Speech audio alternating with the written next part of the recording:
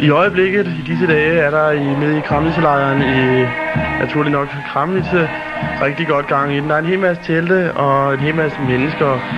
Og i Korterup, den gamle gård Dueholm, der nu hedder Kammerchoppeling, ja, der er der faktisk en større forsamling af telte og selvfølgelig også mennesker. Ved nærmere eftersyn viste det sig at være en buddhistkongres. Vi snakkede med den ene af de to eksisterende danske lægemager. Og vi har fundet en buddhistisk munk, Tender.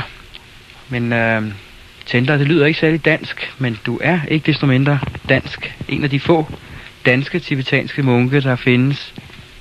Ja, der er to. Der er to? Tender, det er tibetansk navn. Det bruger jeg, fordi jeg er ordineret. Men ellers hedder jeg Olaf.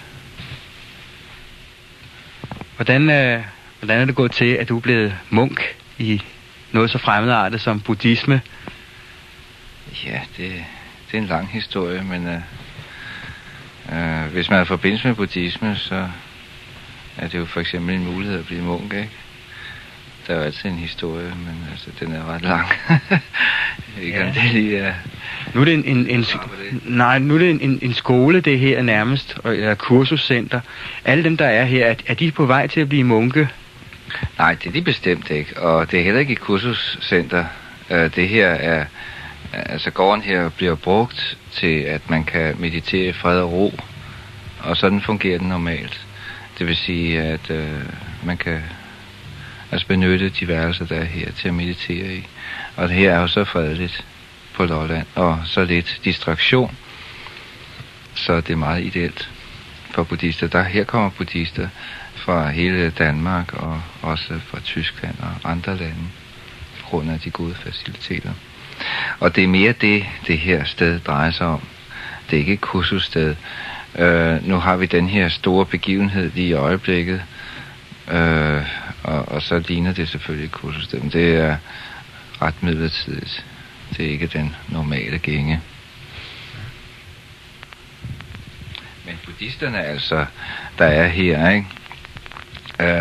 Det er jo ikke... Altså munkevejen, det er jo noget nyt. Vi har jo afskaffet munke i Danmark for nogle 100 år siden, ikke?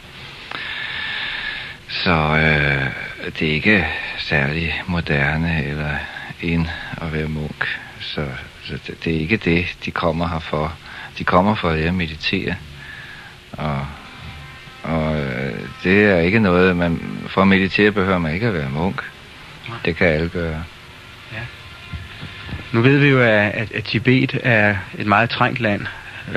Der ligger nogle stormagter ude omkring Tibet, og tibetanerne lever jo nærmest i landflygtighed i Nepal.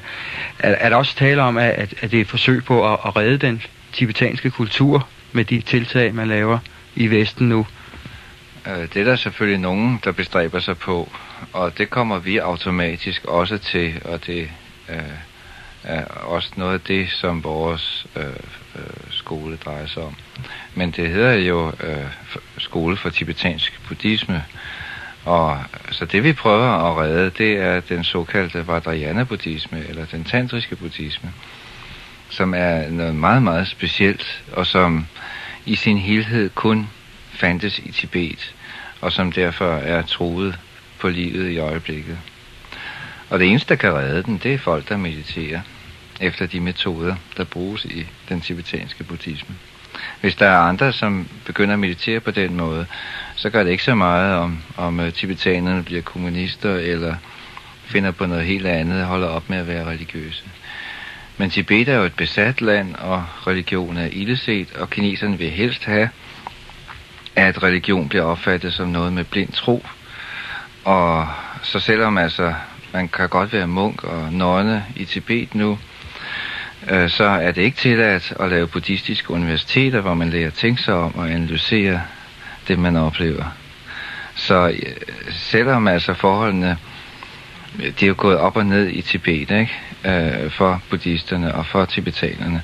Selvom det på mange måder er blevet bedre i forhold til kulturrevolutionen, så er generelt religionen stadig forfulgt, for man behandler buddhismen som om det var indre mission eller ydre mission eller sådan noget i den stil. Man vil gerne tillade overtro, men ikke hvad man kunne kalde dialektisk tankegang i en spirituel retning. Der er virkelig både tale om religion og videnskab, når vi snakker buddhisme. Det er det, ja. Det er det bestemt. Det er ikke bare en tro. Nej, det er en rumalderpsykologi. Atomvidenskabsfolk i vore dage, som man egentlig vel ikke forbinder med noget religiøst, interesserer sig jo voldsomt for buddhisme. Ja, fordi buddhismen er dialektisk, at man tror ikke på, at der er nogen påstand, der er rigtig.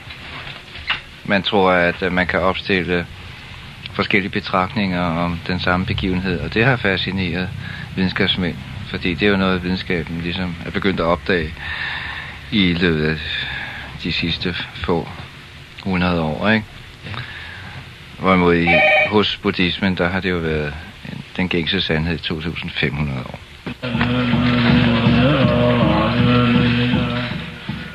Og det var altså Torbjørn og Frans, der stod for dette indslag.